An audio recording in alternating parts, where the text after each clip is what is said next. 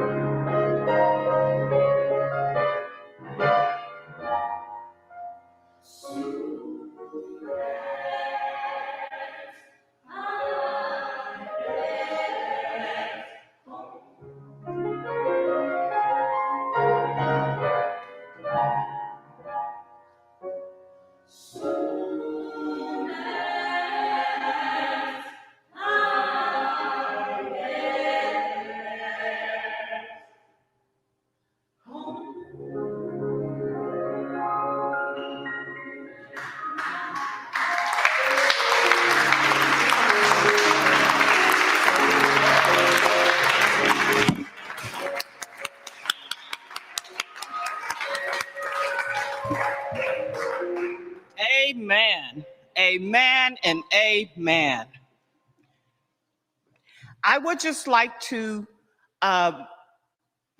acknowledge our vocal ensemble. This is the vocal ensemble from St. James AME Church in St. Paul, where Presiding Elder Stacey L. Smith is the pastor and the presiding elder. So if we can give them a hand.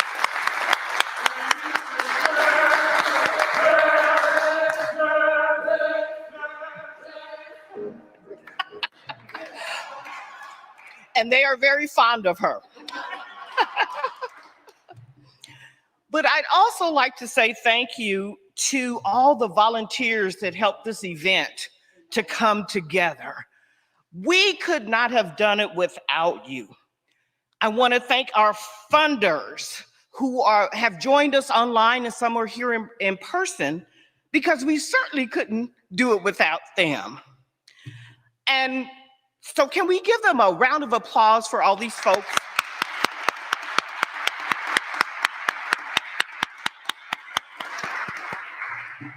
And that's what this is all about, unity and working together for the common good of humanity. And they have done it well. So just a little, Reverend Dwayne did a housekeeping earlier.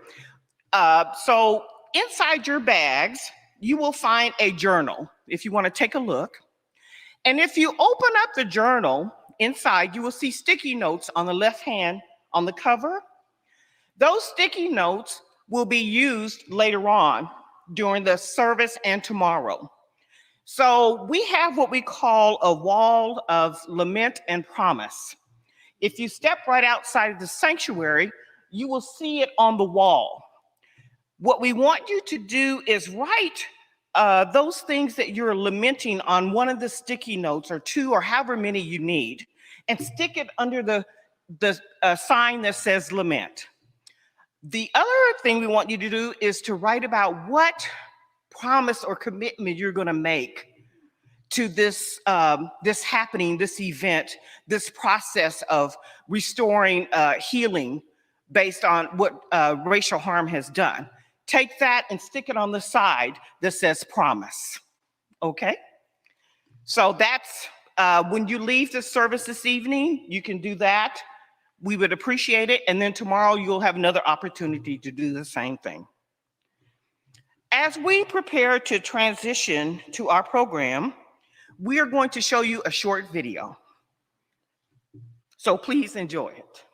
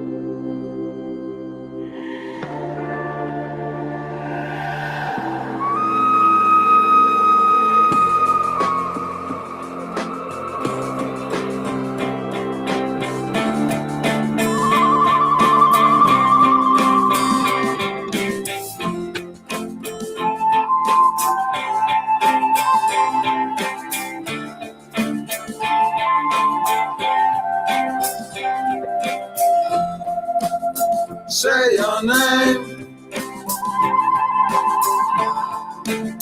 show your face,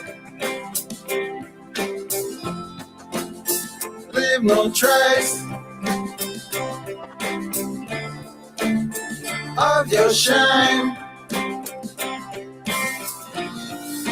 Tears come falling, 500 years. Prayers of our children,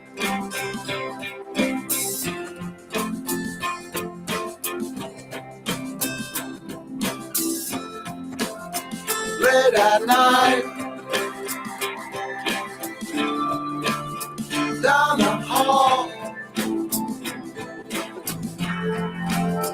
monsters scream,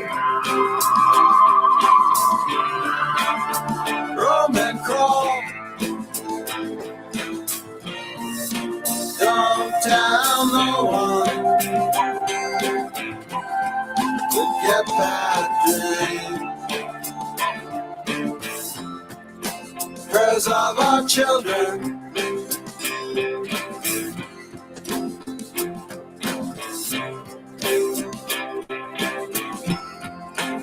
say their names, show their faces, leave no traces of their games. Tears stop falling, 500 years. Prayers of our children,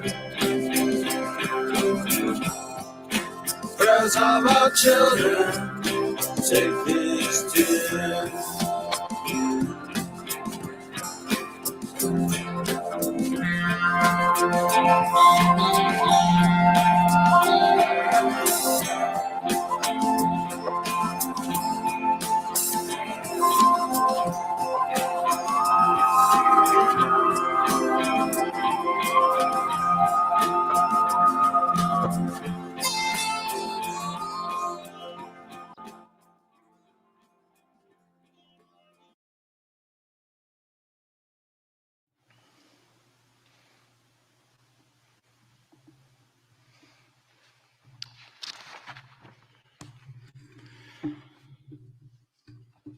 One question, because I didn't grow up in the black church.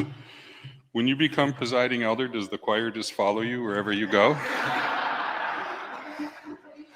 Because I might want to throw my hat in the ring for that.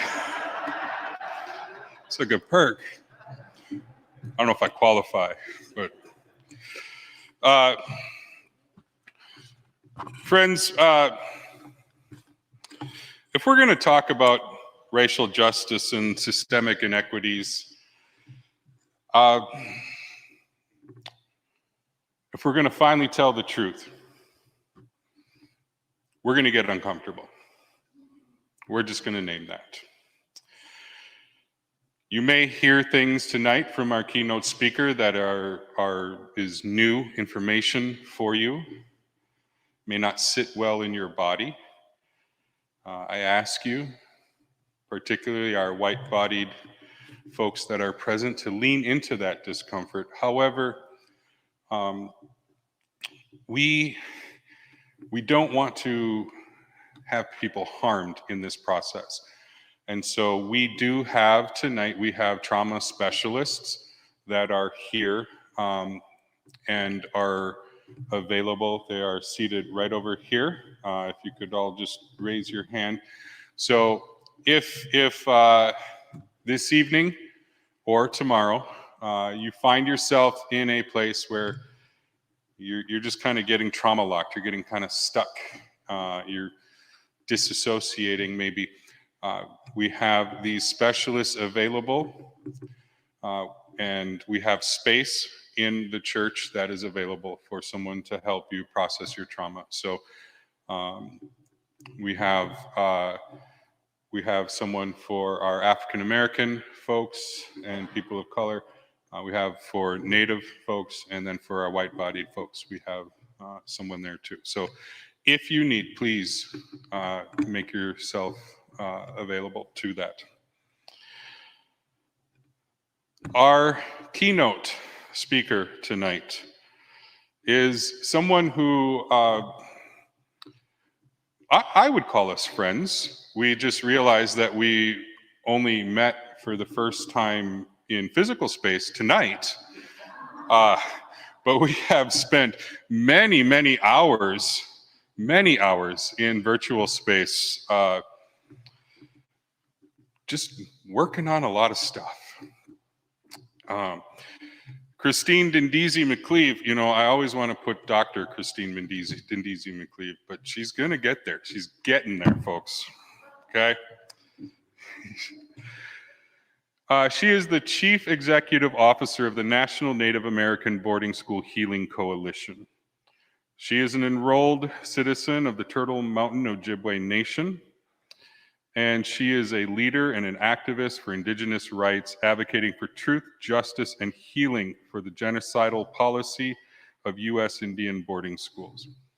And you have her incredible bio in your programs. Your programs are also, you probably found them in your little swag bag that you all got. And you all like the logo? Okay. My daughters designed that logo. So 12 and 14, I made them sign a contract. They said, Dad, why don't you just pay us out of your pocket? And I said, because those 3 words, out of my pocket. You sign a contract, I can expense your... you know, friends, Christine is everywhere. Just earlier today, she was on a march for the survivors of residential boarding schools. So this is a woman who I have witnessed in policymakers' offices as well as on the streets. And I think that speaks to her integrity, that she is invited into high spaces of political office, but also when the time arises and the need comes, her feet are on the ground. She's walking in the streets. And I deeply, deeply respect that. You know, as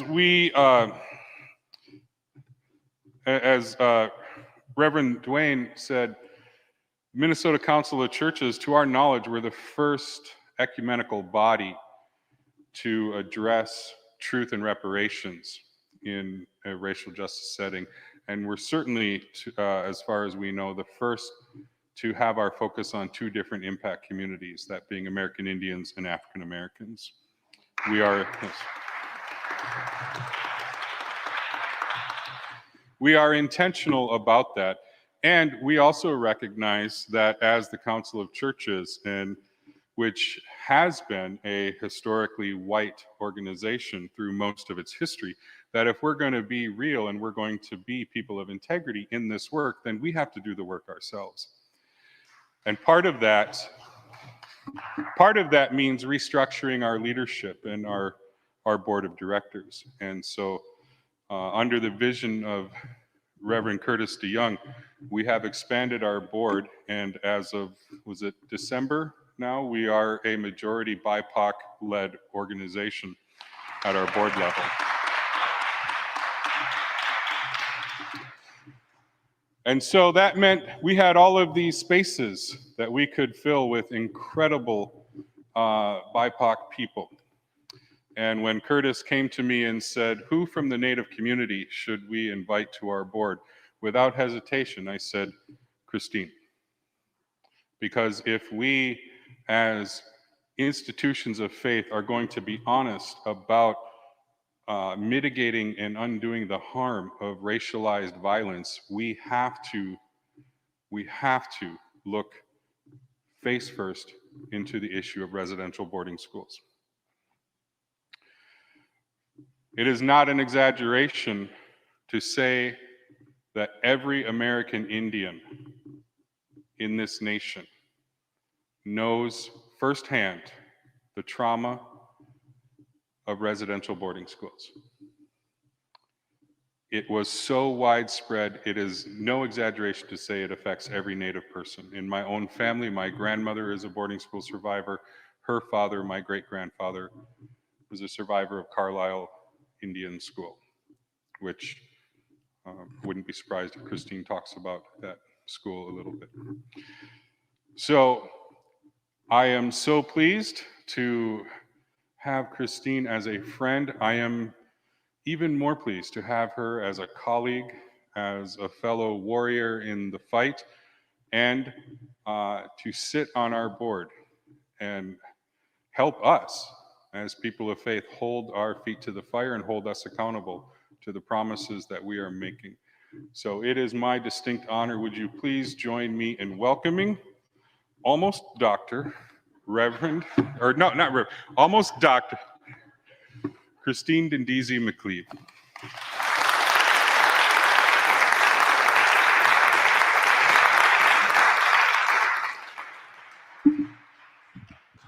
Thank you, Jim Bear. I think I am going to become a reverend too. Might as well. I'll see if I can get a choir to follow me around. Do this. And there we go. Okay, great. Buju, Indinue Maganiduk, Dindisi Indigenicas, Makinakwaju, Indunjiba, Magizi Indudame. What I just said to you in my traditional language of Anishinaabe-Moan, which is Ojibwe language, was, greetings, my relatives. My name is Blue Jay. I am from Turtle Mountain Reservation, and I am Eagle Clan. I'm also the CEO of the National Native American Boarding School Healing Coalition. My Christian name is Christine McCleave. I find it interesting that I was named Christine, which means Christ child, and that the Christ was a messenger, and that my Indian name is Dindisi, which means blue jay, and that is also a bird that is known for its communication. And so I find these two names very much like a calling, that I feel I am here to send a message. And I kept joking with our presiding elder here that I don't think you guys are going to enjoy my talk. Don't think you're going to like what I have to say. And as we know that we are here to tell the truth, listen to the truth, sit with the truth, that it might get uncomfortable. So I have learned over the years that when I start to feel that trauma in my body, to do some breathing exercises. And so I just remind you, if you have some water, or if you need something, you always have your breath, but water is good medicine too. Our bodies are made of water. You walked in and you passed through a smudge. You're in God's house. So hopefully you've got all the resources you need in case you do start to feel some of those uncomfortable feelings that are going to come up, because we're talking about genocide.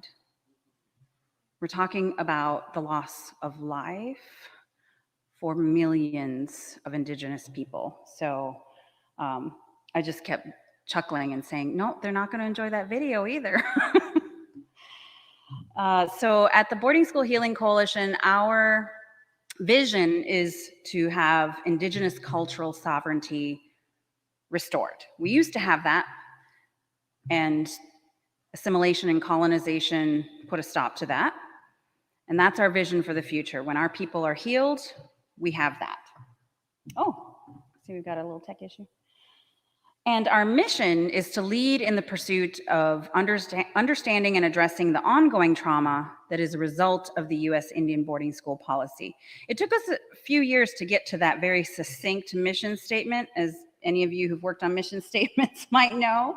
The first one was like a paragraph long and included some, thank you, included some information about,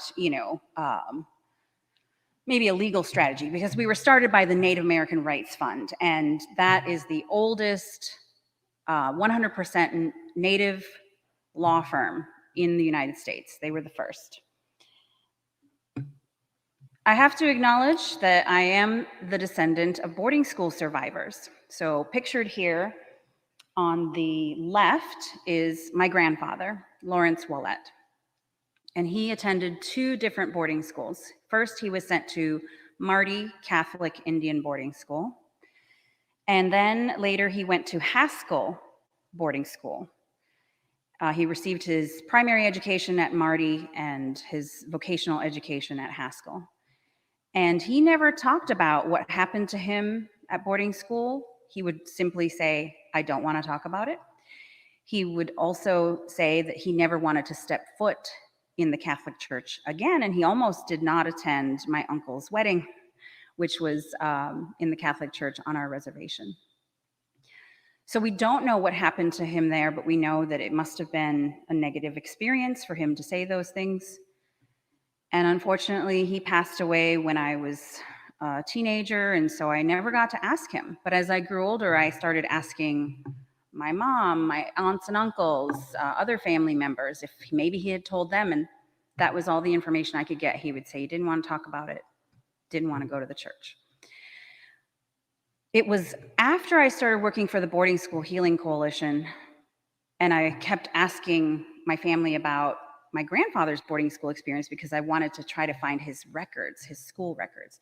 It was then that my uncle shared that my great-grandfather, so his father, went to Carlisle Indian boarding school. Now, he had a different type of experience. He went there from 1910 to 1915, and he arrived there as a 20-year-old man.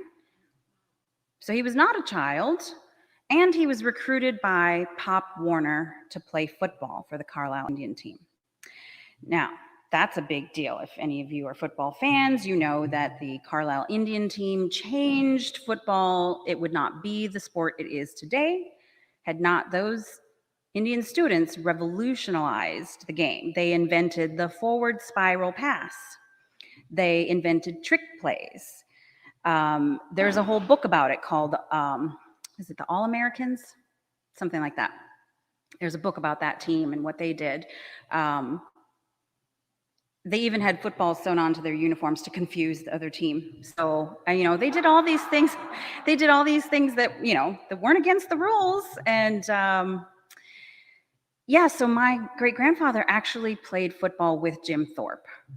Now, no one in my family talked about my grandfather's boarding school experience, which was negative, but no one talked about my great-grandfather's boarding school experience, which had some pretty cool bragging rights, because nobody wanted to talk about boarding schools at all.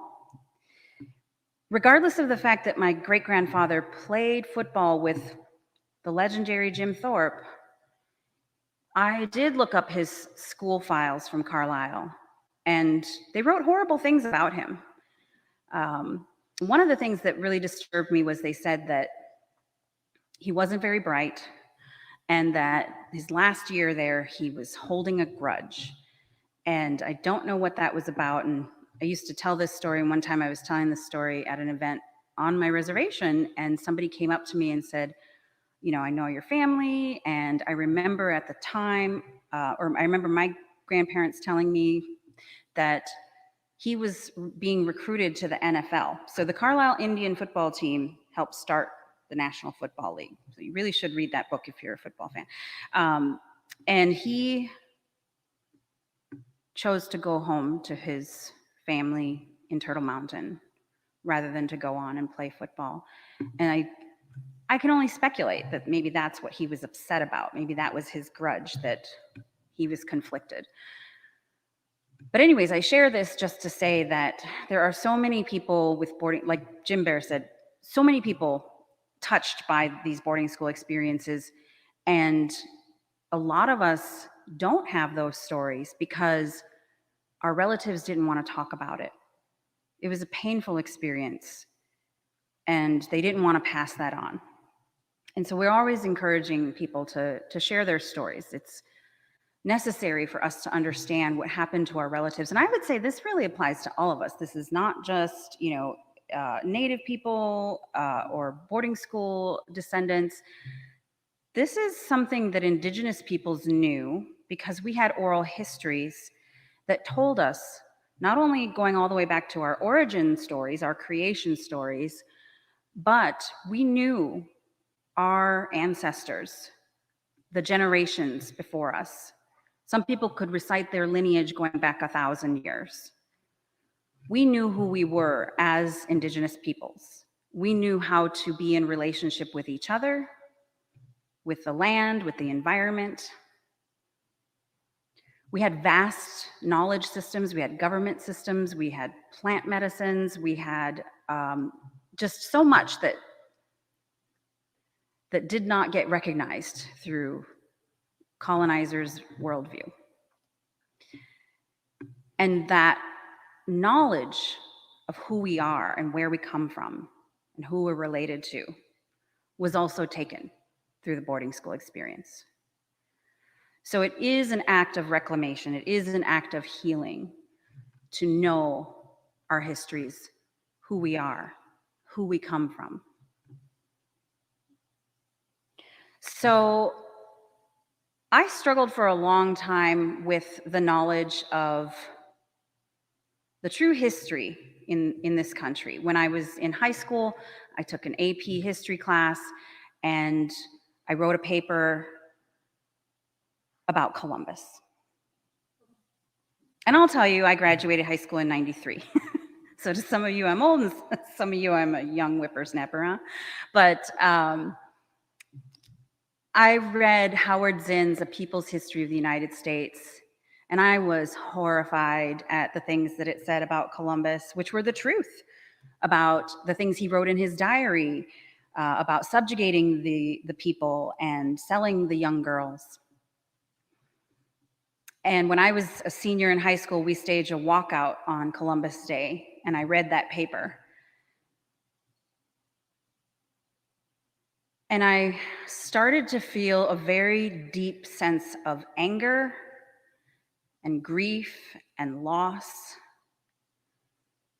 about being a Native person. And I used to wonder, why was I born a Native person? This comes with so much pain and suffering.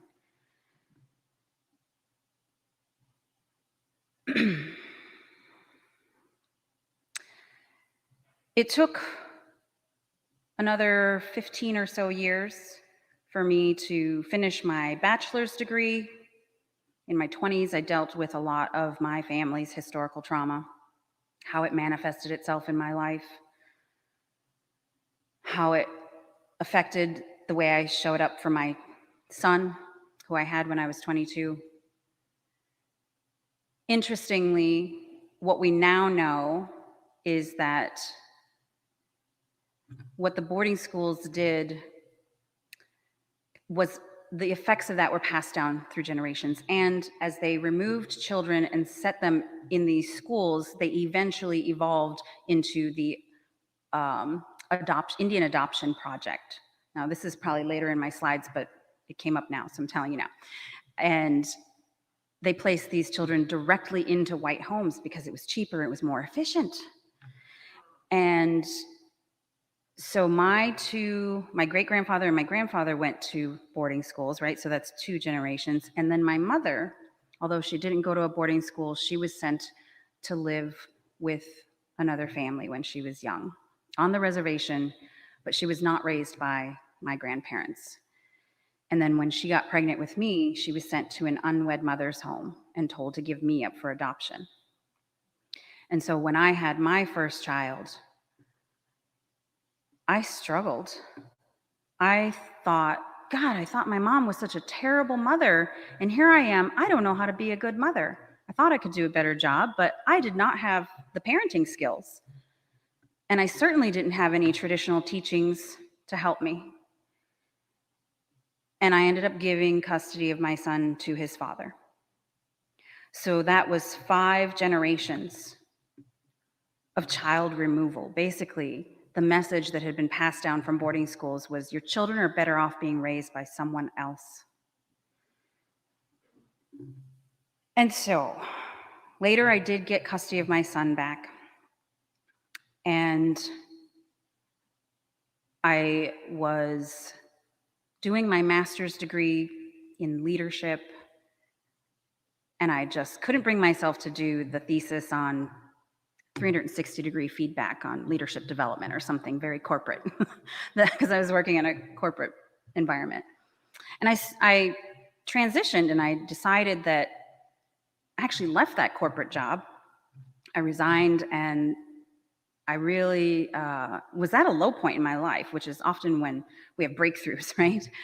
And I decided that I wanted to do my research, exploring this tension that I had had for my whole life around being raised Catholic, but being Native and knowing what the church on the whole as an institution had done to Indigenous peoples. And there I was in my mid-30s still wrestling with that. And so I did lean into it, and I did this research. So I hate reading this because nowadays I'm like, oh, I should have wrote a better title. But the title of my thesis is Spiritual Leadership in Modern Day Native American Culture and Approaches to Native American Religion and Christianity. Basically, the comparison, right? My research questions were, what are the areas of compatibility? What are the areas of conflict? And specifically, what role do churches play in Indian activism? Because as I did the lit review, I learned that some of the first Indian activists, like before this country was even an official nation, like in the 1700s, were missionized Indians that had learned to speak English and were part of the churches and would advocate for their community to receive resources. And so I found that very interesting. And essentially, the results of my qualitative study were that the current practices of Native Americans today falls along a spectrum. At one end of the spectrum, you have Native people who are wholeheartedly Christian and do not have any interaction with traditional Native spirituality. And on the other end of the spectrum, you have Native people who only practice Native spirituality and don't have anything to do with the church. And then you have a whole bunch of people in the middle blending the theologies and the practices to varying degrees. And that's where most people fall. Those two extremes I found had very little tolerance for each other. There were very evangelical perspectives on one extreme that said certain aspects of Native culture were non-biblical, demonic, and evil. And then there were those traditional natives who said, I don't want anything to do with the church because of their role in genocide. But those who were practicing blending to varying degrees had much more tolerance for the other perspectives, the diverse perspectives, and found a lot of areas of compatibility. The Native American church was founded on that synchronistic idea that the traditional plant medicine that was used to create visions was the flesh of God. And in their ceremonies, it was the Eucharist. And interestingly enough, the Native American church was instrumental in passing the American Indian Religious Freedom Act of 1978, which I always laugh at and find very ironic that we had to form a church, we had to form ourselves a Christian church to get our religious freedom. Food for thought, huh? So the conclusions of my research: the history of the church and Native Americans cannot be overlooked, and in fact must be addressed for the well-being and spiritual health of Native people. Church leaders who continue to teach that Native American culture is non-biblical or evil definitely are perpetrating the cultural genocide and human rights violations of the Indian boarding schools and other Christians who've criminalized Native religion. And taking an active role in reconciliation and reparations as a spiritual leader can help heal generational trauma caused by boarding schools and other historical trauma, and can produce healthy Native Americans inside and outside the church. So I applaud you all for being here tonight. And then finally, when I wrote my recommendations, obviously they were based on those conclusions that spiritual leaders inside and outside of the church need to acknowledge this history. And I found this one quote particularly interesting, and it was anonymous. All I know is that it was somebody speaking at a Native American Institute of Indigenous Theological Studies.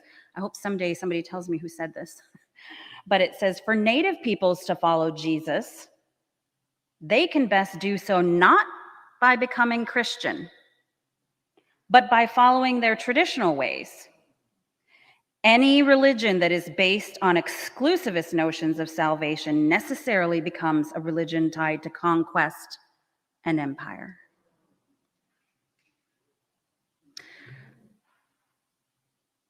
So Jim Bear was saying, you know, I'm going to be a doctor someday because I'm currently a doctoral student, and I just started this semester, so I appreciate your enthusiasm saying I'm almost a doctor.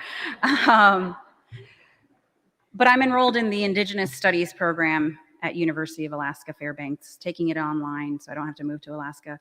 And one of my classes this semester is Indigenous Knowledge Systems, and we began by talking about colonization and empire.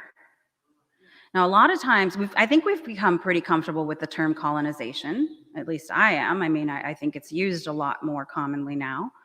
And I think a lot of people in this country who are not Native are willing to accept that, yes, Indigenous people were colonized, that this country was colonized, and colonization took place all around the world, right? So we all are on the same page there.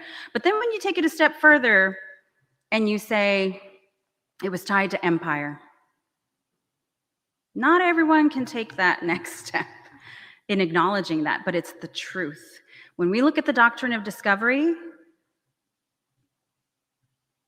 that papal bull that says if you encounter lands that are inhabited by non-Christian people, you can claim that land for the cross and the crown. That was not just the church there making that proclamation. That was definitely tied to empire of those European countries that were competing against each other for riches and wealth and control. So we have to acknowledge that these things are tied. There's lots of examples throughout the history of all the churches where we see empire being spread in the name of God. And I finally, after doing this thesis, did have some healing because I realized I do love Jesus. I just don't like what his followers have done.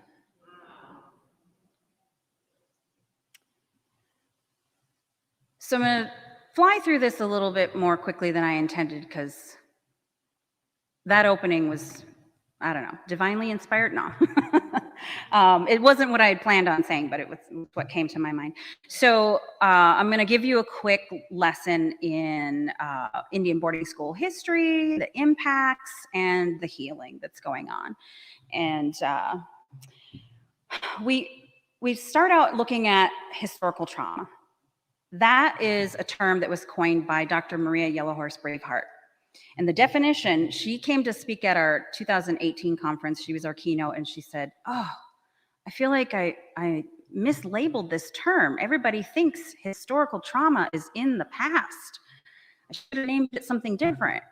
Because the definition says the cumulative emotional and psychological wounding over one's lifetime and from generation to generation following loss of lives, land, and vital aspects of culture. So my historical trauma includes not only what happened to my mother, my grandfather, my great-grandfather, all my ancestors, but what happened in my lifetime too. And so when you look at the DSM manual of diagnoses for mental health professionals, you know, they have one for post-traumatic stress disorder. They have one for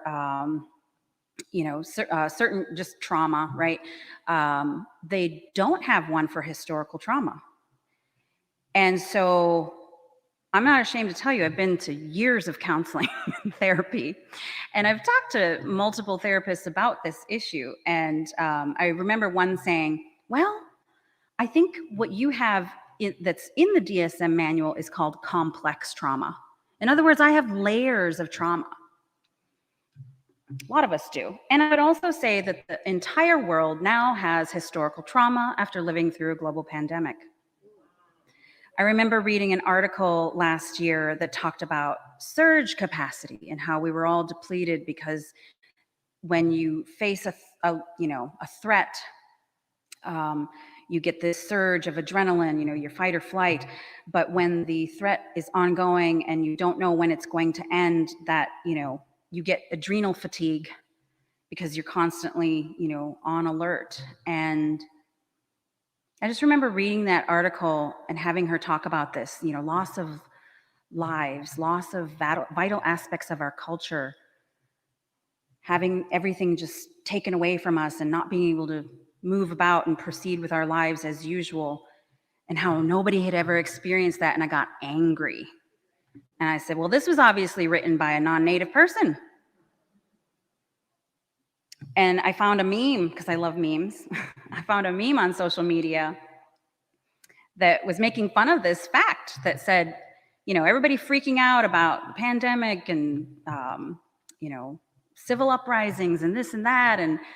And it was actually the photo of, what's his name? Joaquin from The Joker, and where he's like sitting there smoking a cigarette, and they're like, Native people, oh, you wouldn't understand, you know, because this is not our first rodeo. Welcome to our world. Okay, so now we've got the term historical trauma, and there's this phenomenon where Western science validates what indigenous peoples know and what we have known for millennia. But we call epigenetics blood memory. We know that things are passed down through your DNA.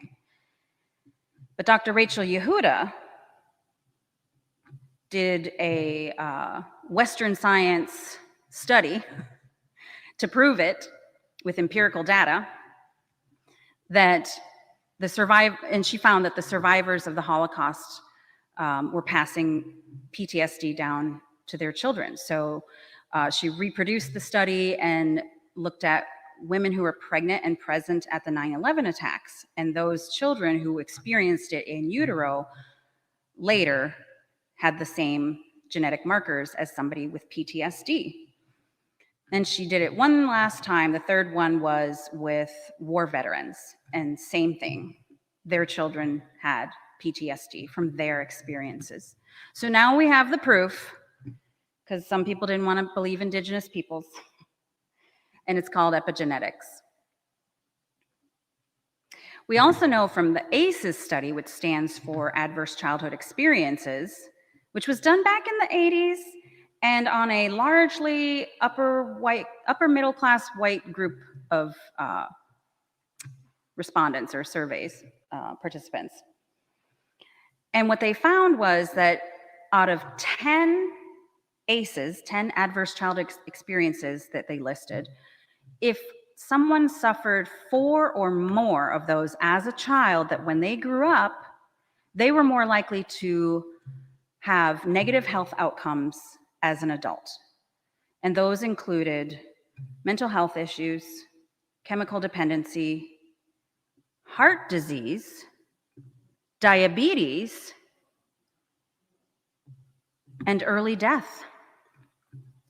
So that's an interesting study, why the childhood experiences would cause things like diabetes or heart disease in adulthood.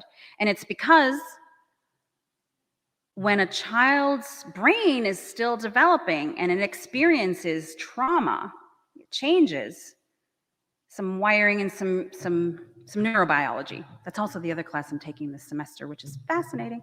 So it rewires the child's brain.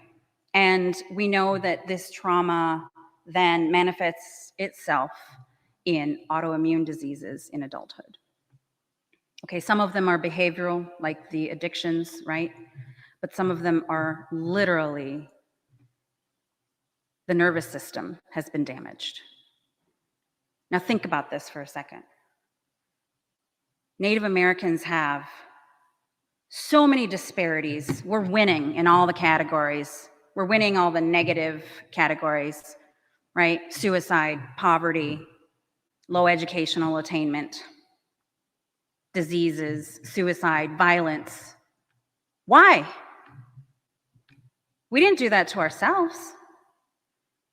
The government stole our children, traumatized them, and here we are. I'm not angry at you because you're here listening to me, but I'm angry because so many people don't understand that. So many people in this country have not heard the truth. We've been telling lies about the origins of this country, about what happened to the indigenous people, about slavery, about institutional racism. There's a painting in the hallway out there that depicts a Thanksgiving scene. We know that is a lie. That's the fable of Thanksgiving, the Pilgrims and the Indians sitting down to eat. They did have a feast, But then later, they massacred those Indians. Why don't we tell that part of the story? Well, that's rhetorical, right? Why don't we tell the truth about genocide in this country? Because people have things they will lose. It's tied to empire and control and money and land. So after a child is taken to boarding school and they grow up, and as an adult they have these issues, they produce an environment, even if their children don't go to boarding school, where that child will likely suffer those childhood traumas and grow up to have ACEs, and the cycle continues, and that's the intergenerational portion of the trauma. But the good news is, I love this quote by Kazu Haga, if we carry intergenerational trauma, and we do, then we also carry intergenerational wisdom. It's in our DNA. And I like to add, because I'm Indigenous and this is our beliefs, that our ancestors are with us and providing us that strength to get through this. So Dr. Yellowhorse Braveheart also came up with 4 easy steps to heal your trauma. I like to make fun of that because it's messy, it's not linear, it takes a lifetime, it's probably never really done, but for the sake of having a nice framework, this one makes a lot of sense to me. Number one, you have to confront the historical trauma. Then you have to understand it. Then you can release the pain. And then you can transcend or transform. Right? Easy peasy. I don't think so. Confront it. Oh my gosh, we suck at that. As individuals, as families, as communities, as a nation, we are not confronting the truth. Well, we are in this space right here, but not enough of it is happening. And until we do that, we can't heal, we can't change, we can't move forward. We'll be stuck repeating the past. Because only when we confront it can we begin to understand it.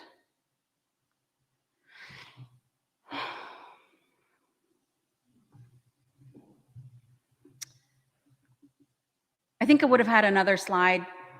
I always have this problem when I talk. I go out of order from my slides, but if I could magically insert a slide here, it would be to set the current environment in context.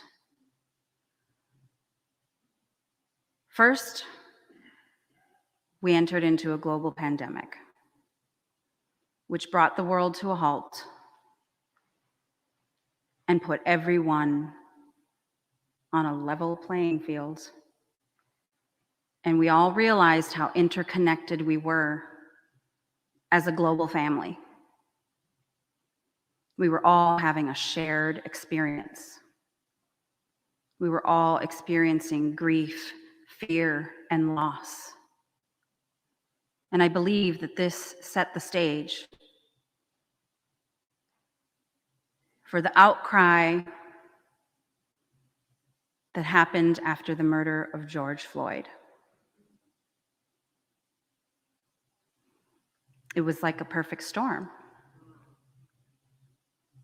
Sadly, how many African Americans had been murdered by the police prior to George that did not spur a civil uprising or a global movement? To see how it rippled outside of Minneapolis, across the nation, and around the world was a powerful moment. And then the response to say, we have to change. Society has to change. We need to look at the institutional racism. We need to look at how to advance racial justice and racial equity. And a lot of us who had been doing this work for a long time were like, yeah, good, yes. come, come. But so many more people were just awakening. And that couldn't have happened if it wasn't for COVID. I don't know why.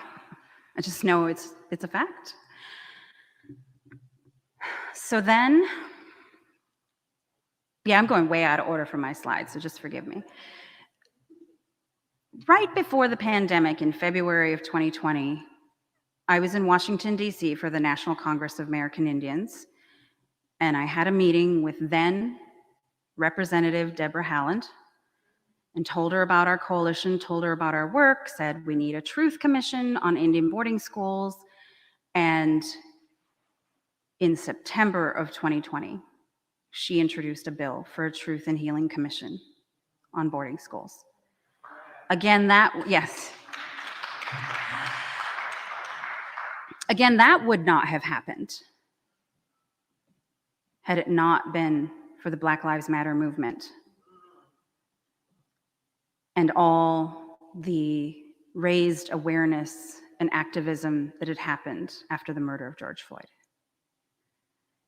In fact, there is a slide, I'll point it out to you when we get there, but there's a slide that says, Haaland introduced the bill right after the president at the time said he was going to sign an executive order about not teaching propaganda in our schools.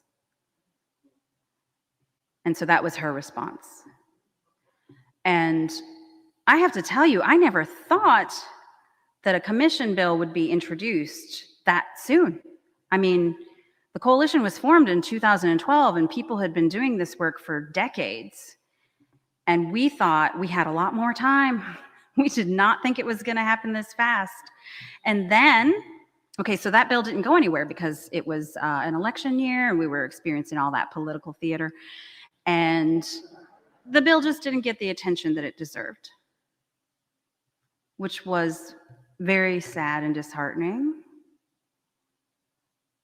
Again, why can we not confront the genocide that we've committed in this country? And then Haaland, or Auntie Deb as I like to call her, got appointed as the Secretary of the Interior, the first Native American to ever be the Secretary of the Interior, a historic moment. And Auntie Deb continued to champion this issue because when the news of unmarked graves started to hit our screens and monitors and airwaves, she launched the initiative for the Department of the Interior to investigate Indian boarding schools. And any day now, we're going to reintroduce the bill for a Truth and Healing Commission. We're working with Representative Sharice Davids, and Senator Warren. Senator Warren co-sponsored the bill with Haaland last year. So again, that's the container that we're working in, right? That's the current environment. Would we have paid as much attention to the news of the unmarked graves in Canada had we not had the experience that we had with the murder of George Floyd? Would we have had any of those experiences had we not experienced our own humanity through the pandemic? Somebody set it up. This is way bigger than me as a CEO. This is way bigger than one nonprofit or its coalition membership. This is a spiritual movement. I have seen miracles happen while doing this work. And I know that it is the result of the millions of prayers. Think about how many mothers, fathers, aunties, uncles, grandmas, grandpas prayed when those children were taken. How many of those children cried and prayed nightly for their families or for the abuse to stop. This is a spiritual movement. Another interesting shift that I noticed this year. Oh, I need to tell you, we don't say that those graves were discovered. Words are powerful and important because the communities and the relatives knew they were there. In fact, the Canadian government knew they were there. They had a Truth and Reconciliation Commission, and they heard the testimony, and it's in the report. And the government declined to give money to locate them. So the communities had to do it on their own. And that's why 6 years after the commission ended, we heard that news. So that is to say that a truth commission is not the end all be all, but it is a beginning. And we need one. But it will just be the beginning of our work. So children have been being repatriated from the Carlisle Indian School Cemetery. Carlisle was the first off-reservation federal Indian boarding school. There had been boarding schools before, schools, day schools, mission schools. Some of them were on the reservation or nearby, and the children would run away and go home. Who wouldn't? So they had this idea that they would move them and take them far away, too far for them to be able to run home, although many of them tried and not all of them made it.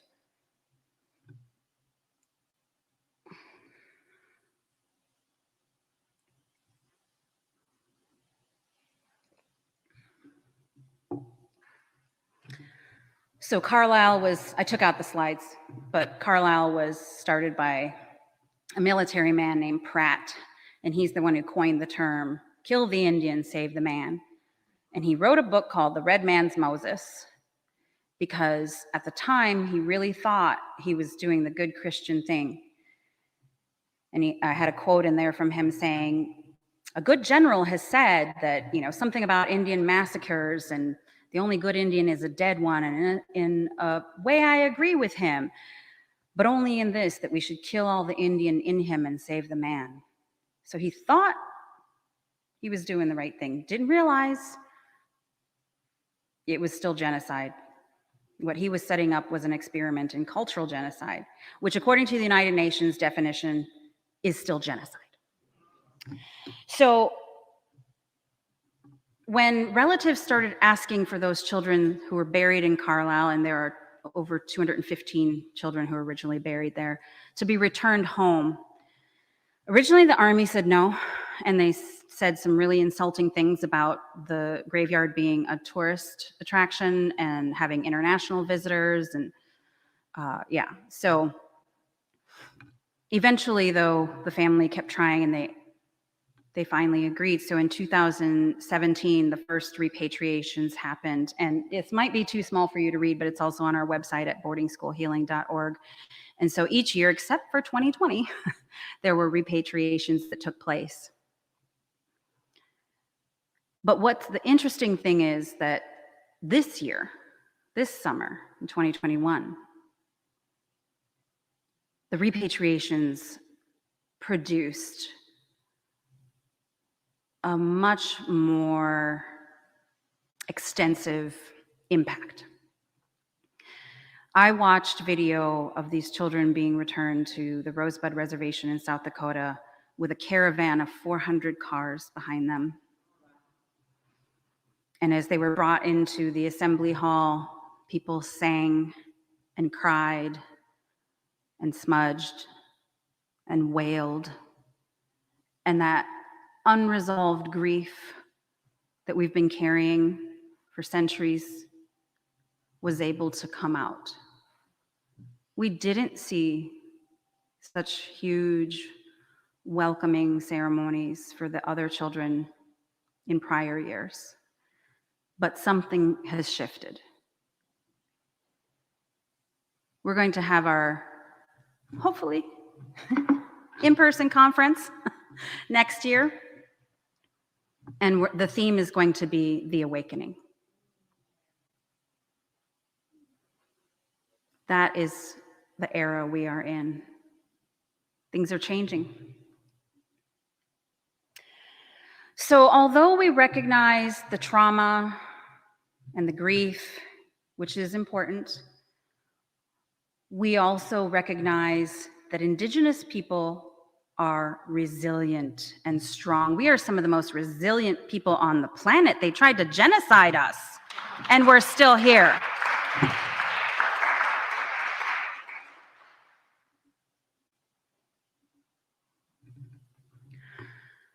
So if we acknowledge the pain and we acknowledge that we are resilient peoples and we seek justice as we tell the truth, what does that look like? I have this slide on here because I did some research and have been studying truth and reconciliation models, and I could give you a whole nother keynote about the word reconciliation. Jim and Curtis know that I kicked off some of the work we did with the city of Minneapolis around their truth and reconciliation efforts with a big fat question about why the word reconciliation. Indigenous peoples don't really resonate with that word. It's definitely a colonizer's word. I believe it has biblical origins, and there's no consensus on what it means. So, if we are to have truth and reconciliation, how do we go from the truth to being reconciled, whatever that is? Something seems to be missing in the middle there, right? And that is justice. What happens after the truth is told? What actions are taken? So there are models of justice from academia, which has its merits, as I'm going to get a PhD. Retributive justice focuses on punishment. Restorative justice goes a little further to try and, I guess, reconcile people to each other, right? Perpetrator and victim. Transitional justice is what academia is really focusing on now. And that speaks to governments reckoning with their human rights violations or crimes against humanity and trying to transition to a new state. I like to take it a step further and say, yeah, let's transform. Let's have transformative justice. Let's not just transition to what could be another problematic paradigm, but let's truly transform as a society and as a humanity. One of the interesting things about transitional and transformative justice theories is that after you tell the truth and you hear that truth from both sides, perpetrators and victims, and you make reparations, try to repair the damage either with redress, monetary values, or by actually fixing what was broken. The most important step is the promise not to repeat the harms. Because although there was a lot of legislation in the 70s that changed the way Indian boarding schools run, and there are still Indian boarding schools today, there's 73 of them open across the country today. They now promote language and culture because of the self-determination era. We had to have special legislation to protect our children from being removed through the Indian Child Welfare Act, to protect our religious freedoms, to say we wanted to protect our languages. We needed special laws to reverse the government's initial policies to prohibit our language and culture and take our children. So although boarding schools are different today, our children are still being targeted and they are still being removed. But now it's through the foster care system. And the Indian Child Welfare Act is under attack. People are trying to have it ruled unconstitutional, saying it's race-based, but it's not. We have political status. I'm a dual citizen of the United States and of my tribal nation. These acts of legislation are not race-based. They are based on a political identity of sovereigns living in this country. So yes, our children are still being removed. They are represented at higher rates per capita than any other ethnicity across the country, no matter what county you check the stats on.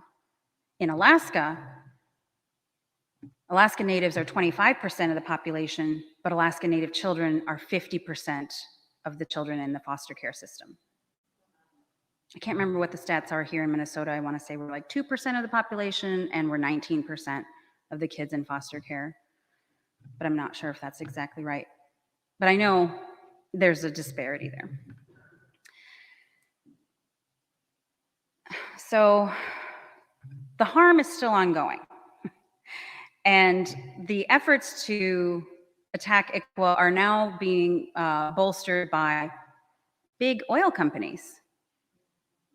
What do they have to do with Indian children?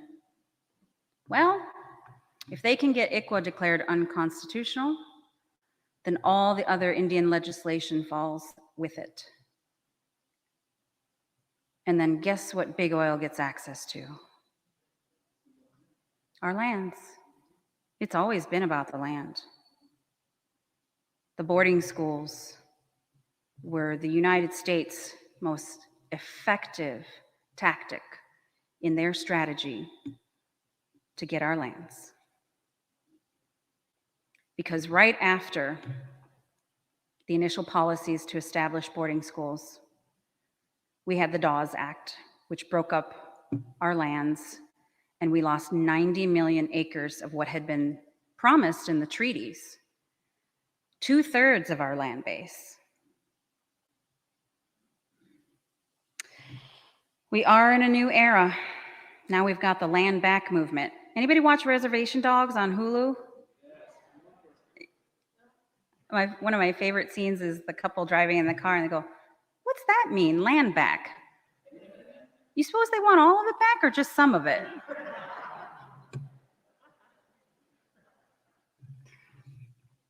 So if Canada already had a Truth and Reconciliation Commission and they're still dealing with this issue, how do we make sure that if we have a Truth Commission, we do a better job? That was also rhetorical. I'm going to skip this. We're trying to find the records. Okay, I will tell you this. I'm going to wrap it up here soon. So in 2016, we went to the government and filed a FOIA request, a Freedom of Information Act request, and said, we want to know how many children went to boarding schools. How many boarding schools did the US have? And how many children died or went missing? What happened to those children? What tribal nations did they come from? We asked a bunch of questions in our FOIA request. And the response was that they don't do research. They could not fulfill our request. In fact, they closed it without even corresponding with us. And it was a reporter that found out for us that they had closed it. So we went and did independent research, and we have found 367 schools to date. And people have been reporting more schools recently, but we haven't been able to verify, so this number might change. But right now we know for sure we've verified 367 Indian boarding schools in this country. We still don't know how many children went to those schools.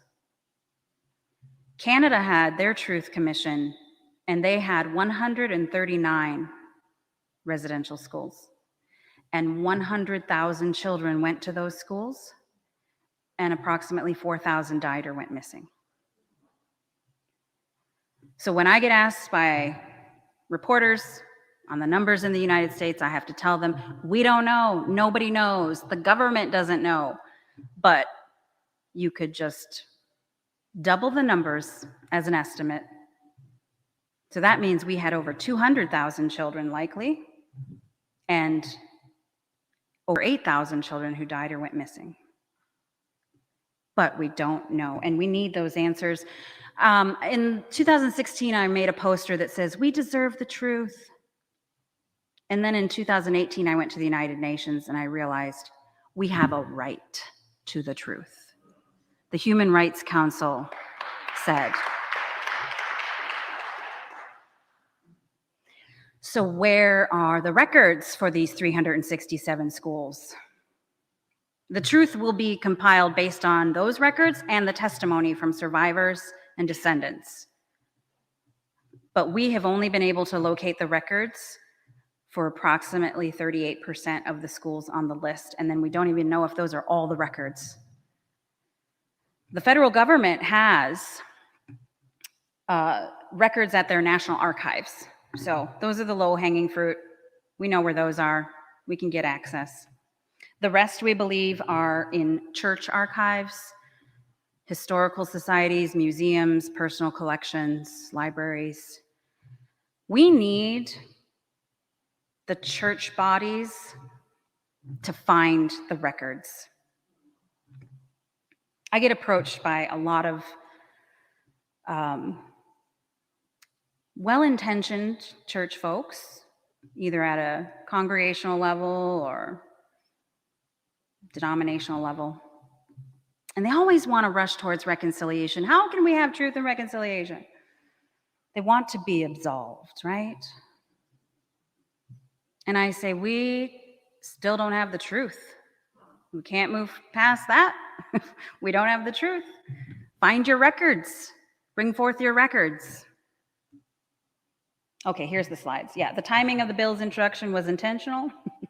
That patriotic education plagued with racism, right? So the investigation from Auntie Deb is focusing on boarding school sites and cemeteries and potentially unmarked graves. Her report is due April of 2022. That's not enough time. 367 schools.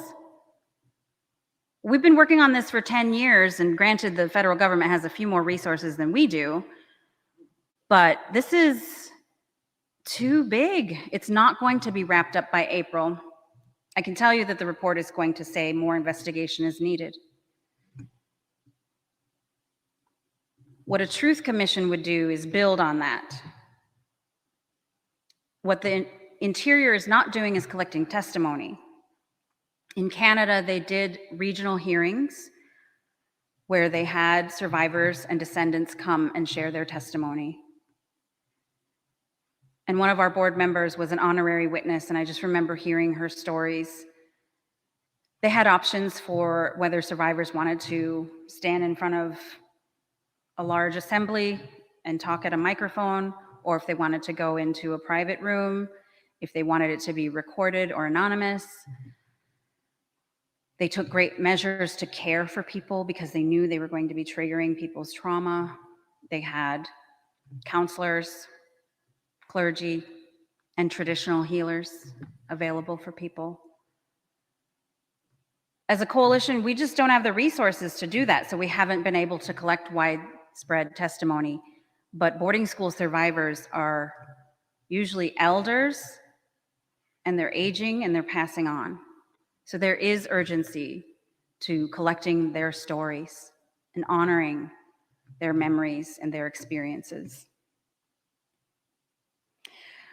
The bill that we helped draft this summer that should be introduced any day, like I said, we're just waiting on the legislators, will be for a 5-year commission. Now, last year when that bill got introduced, Hallen sent us the draft and it said an 18-month commission. And we said, that's not enough. Canada had 5 years and they had half as many schools. We want 5 years. And she said, they're just not going to go for it. The bill's not going to pass. We negotiated up to, I think they gave us 3 years. We had to fight hard for that. They were like 2 years, and we were like, no, 3. So I think we ended up getting it introduced for 3 years. Now people understand, yes, this has to be a 5-year commission. Yeah, here we go. So I did cover a lot have this already. I guess I just want to focus a little bit on the other things that the coalition is doing besides. We are working with the Department of the Interior, sharing our research. I did tell them, by the way, hey, you know what? We filed a FOIA request and we asked y'all for this information, and now you want it from us. Okay, well, let's just have a moment to acknowledge that, and then, okay, we'll help you. We'll share our research with you because we want the investigation to yield results. But that was a bit of an irony there. So we are having a virtual summit in November. We had a virtual summit last year. It was a one-day summit. We're expanding it to a two-day summit this year. And I would encourage you all to join in on that, where we will have a panel of boarding school survivors. And we will also hear, hopefully, from some legislators on the introduction of that bill. We also are working with the University of Minnesota to produce an academic study with empirical data, because lots of people find value in that, rather than just our anecdotal data from people's stories. So we've got a survey, an anonymous survey asking people about Indian child removal through adoption, foster care, and boarding schools. We're aiming for 1,000 respondents, and we're very close. So we'll be closing the survey soon, and then my hope is in 2022 we publish that report. The interesting thing is that we partnered with these academics at the university, and they did identify us as the community partner, right? Because they don't have the PhD credentials. They are really trying to honor our indigenous wisdom and letting us lead the study.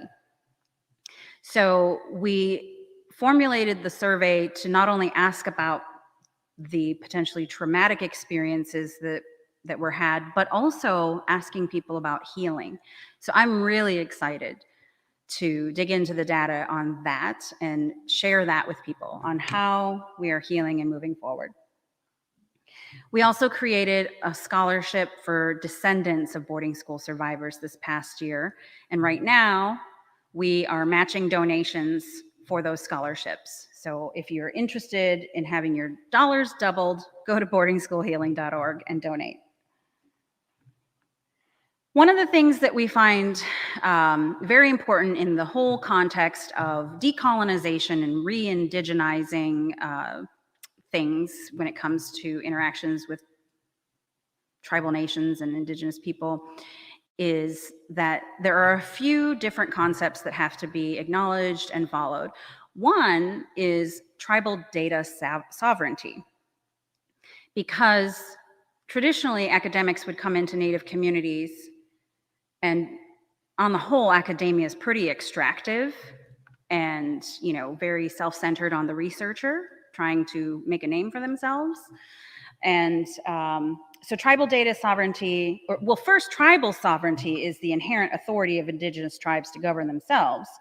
And data sovereignty is the right, tribal data sovereignty is the right of indigenous peoples and nations to govern the collection, ownership, and application of their own data. So when we're doing work with tribal nations, we follow tribal data sovereignty. And when we talk about our vision to restore our indigenous cultural sovereignty, that includes the right to set the terms of healing and reconciliation. And you'll notice we named the bill Truth and Healing Commission, not Truth and Reconciliation. So what can you do if you want to get involved? Well, you can join the coalition. Membership is free. You can follow us on social media. You can sign up on our website for e-news. And when that bill gets introduced, you can write to your legislators and you can tell all your friends and family to learn about this issue and to join the coalition and to engage in this truth and healing process. Thank you.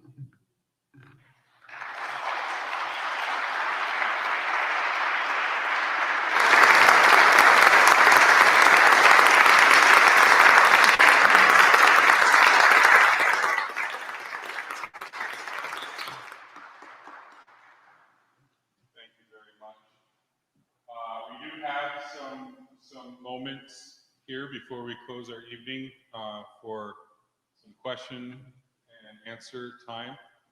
So I have a floating microphone here for the room. And for our Zoom audience, we're going to ask that you would type any questions that you have into the Q&A feature. Is that correct? Type it into the Q&A feature. We have someone who is logged into the virtual world with you, monitoring that, and we will relay questions from that space. So we have some time for some Q&A, so either in the room or in the virtual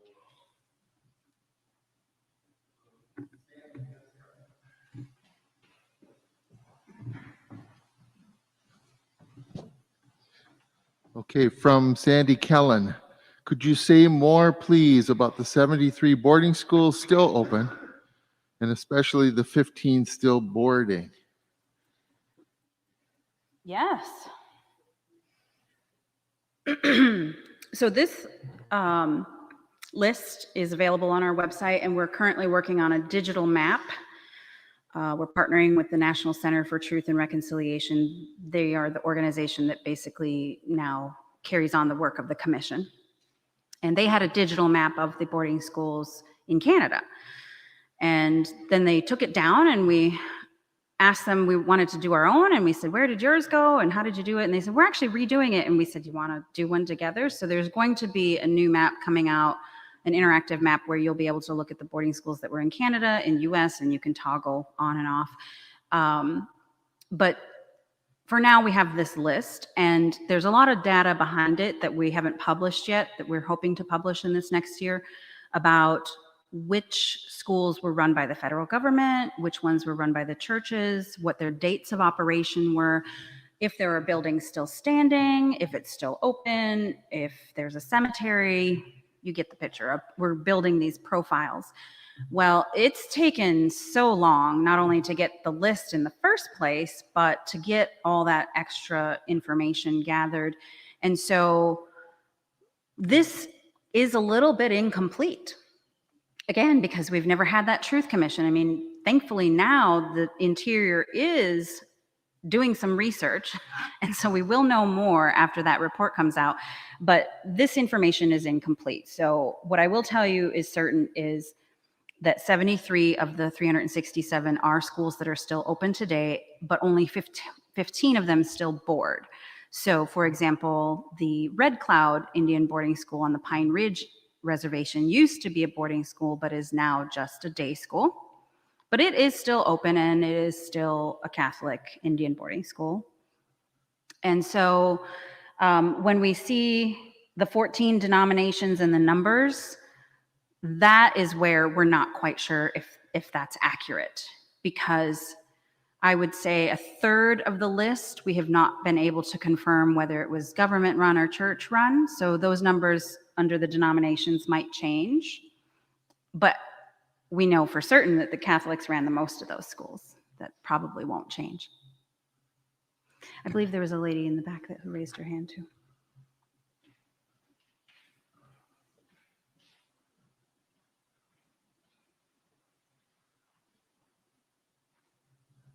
I so appreciate you putting this into the context of the pandemic and what just felt like it broke open. You were talking about an event of returning home, something I didn't understand. 400 people were welcoming these folks, and because I'm sitting back here, I couldn't see the slide, but could you explain what that was? Mm-hmm. Yeah, the term repatriation is when remains of the deceased are returned. And what's interesting is we call these repatriations from Carlisle, but the Army does not. Because why the Army? Because Carlisle is on an Army barracks. When the Carlisle Indian School was formed, it was an abandoned barracks. And so the federal government said Pratt could start his experiment there. But today, it's the Army War College. And there's that cemetery there with the Indian children buried. And the reason they don't call it repatriation is because there's an act called the Native American Graves and Repatriation Act, which requires the repatriations to go through tribal consultation. And so in order to, I mean, from the Army's perspective, they're saying, oh, to expedite the process, we won't make you go through that whole thing. But I'm more skeptical, of course, and believe that it's also because they want to avoid the provision in NAGPRA law that says they have to do an environmental scan. What's interesting is that the Carlisle Cemetery was moved in 1927, and it was moved to build a parking lot. So when they moved the cemetery, some of the wooden caskets fell apart and remains spilled out, and so the cemetery where it is right now has markers, headstones that say unknown, which is not just disrespectful, but just horrific. That why would they not know who is buried there? And it's because they moved the cemetery and they lost track of some of the remains. So that is what we mean when we say repatriation, that the remains of those children who died at Carlisle Indian School were finally sent home.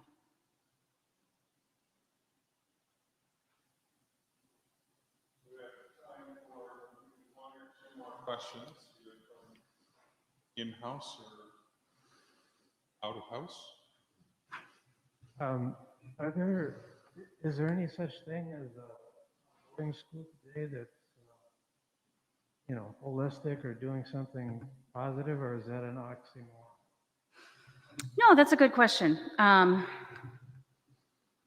mean, it kind of is an oxymoron, but there are some schools that, after the self-determination legislation in the 70s, the schools were turned over to the tribes to be run. Some of them are still run by the federal government through the Bureau of Indian Affairs, Bureau of Indian Education. But some of them, like the Santa Fe Indian School, are run by the Pueblo governors, which are the tribal leaders for those Pueblo nations. And the Santa Fe Indian School is a pretty elite school. It's a boarding school focused on art. It's an art school. And they do teach language and culture, and a lot of parents actually want their children to go there. But what they don't do is necessarily acknowledge the legacy. Haskell is another example. It was a boarding school, and then a vocational school, and then a junior college, and now it's a university. And they do acknowledge their history. They have a museum on campus that talks about its boarding school history. So it's a complicated subject. I would say some of these schools are doing positive things. It really depends. Chamawa was the second federal off-reservation Indian boarding school that was open in Salem, Oregon. And it's run by the BIE.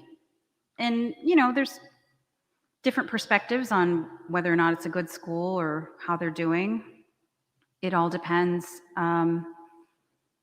I think the most important thing, just like my thesis that said, the church has to acknowledge its history and its actions, these boarding schools, whether they're teaching the language nowadays, and most of them are, and promoting culture, they still need to acknowledge the legacy and the origins of Indian boarding schools. Leon asks, have you taken any lessons from the South African truth and reconciliation process to inform your approach to truth and healing? Yes.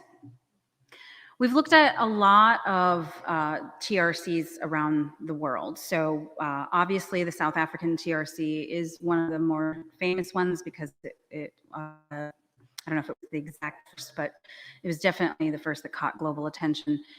And we have been informed by the former commissioners from Canada. They've been advising us all along. There was one of the commissioners from the Maine Wabanaki TRC is on our board. In this process this summer with the city of Minneapolis, we also looked at the Greensboro TRC. We've looked at, we know there's a truth commission going on in Colombia right now. And the Sami people of Finland, Norway, and Sweden are also in the process of having a truth commission. So yes, we have looked at a lot of different truth commissions around the world. What's interesting about the South African TRC is that they reached out to Chief Willie Littlechild, who was a commissioner for the Canadian TRC. And he told me when we were writing this bill for our Truth Commission, he said, you know, they called me and they said, we wish we would have done it the way you guys did it. You guys in Canada did it really well because you made it culturally relevant. Remember when I said they were collecting testimony in these regional hearings and that they made sure that they had traditional healers there? So that was one interesting perspective that we got. And what we know is that South Africans now want another commission. The work from the first one is not done. And so, you know, like I said earlier, the Truth Commission is not the end of our work, it's the beginning. Christine, thank you so much. Please join me in thanking Christine.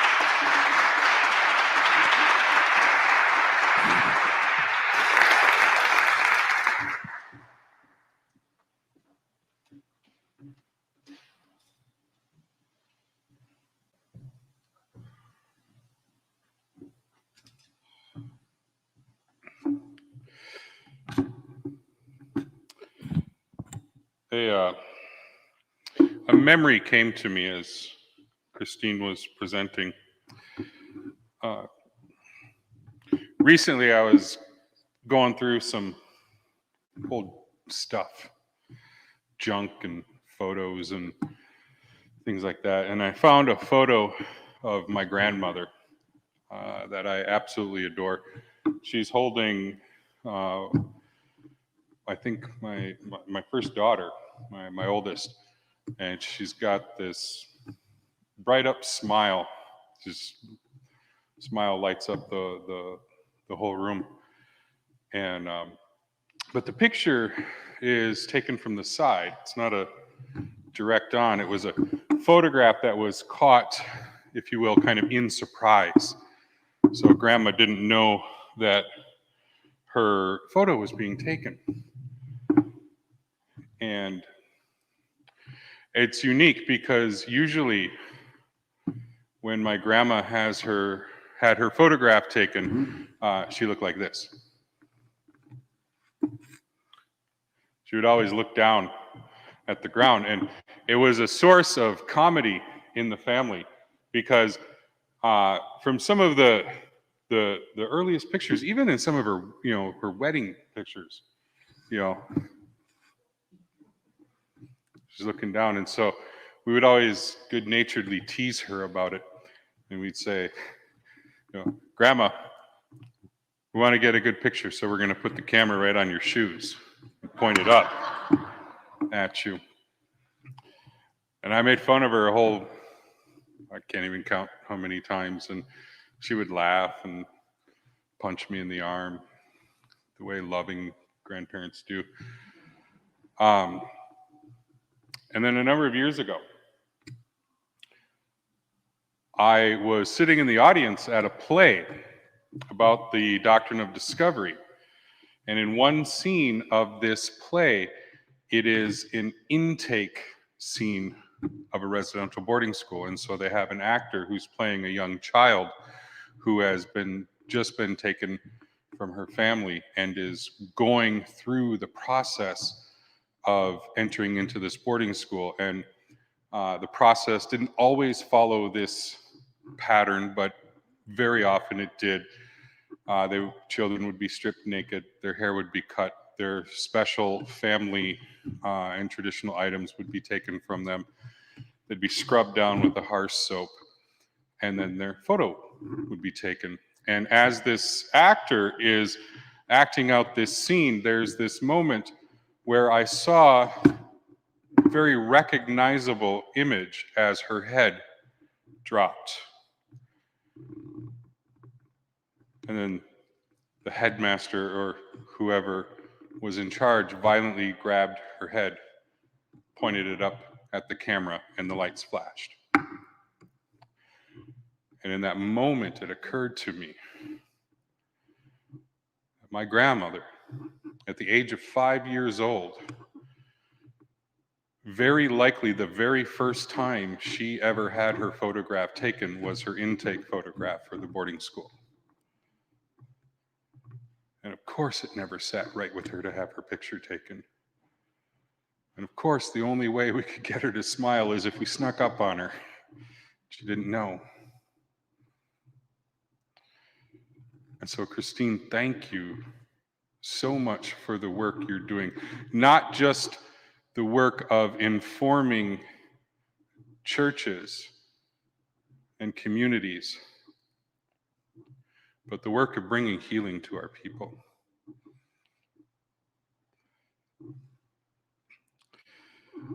Friends, I hope that this night has been as enriching for you as it has been for me. We thank you so much. We look forward to gathering again tomorrow, where we will hear what is bound to be an incredible keynote from Dr. Uhuru Williams. We will have a panel later in the afternoon. Registration will open at 8:30 tomorrow morning. We will have some light, snacky, breakfasty kind of things out there for you. And so we thank you very much. And I'm desperately trying to find my place on this run of show, just so that I can make sure I'm not that I'm not forgetting anything. There I am. It's so hard when you're like pretending to be this polished professional speaker that wants to make eye contact with everyone, and you're lost and you're in this tiny moment of panic. Friends, as you leave tonight, we encourage your reflection, we encourage your contemplation, your meditation, reminding you again that inside the journals that you all got are the sticky notes. You can utilize one color for what are you lamenting, and use the second color for what are the promises you're committing to carry forward. And if you'd like to take a moment as we close out the evening and maybe write some of those reflections as you exit through from our space this evening, you'll see that wall immediately just kind of off to your left. And we just ask that you would put those sticky notes on there. And we have big plans for those sticky notes in the future. So thank you very much. Again, thank you, Christine. This has been very informative. And I know what you mean when you get up in a space and you say, I don't think you're going to like what I have to say, but it is desperately needed. And sometimes medicine makes us gag a little bit. And we just received a dose of medicine. So again, join me in thanking Christine, and please enjoy your evening. Thank you very much.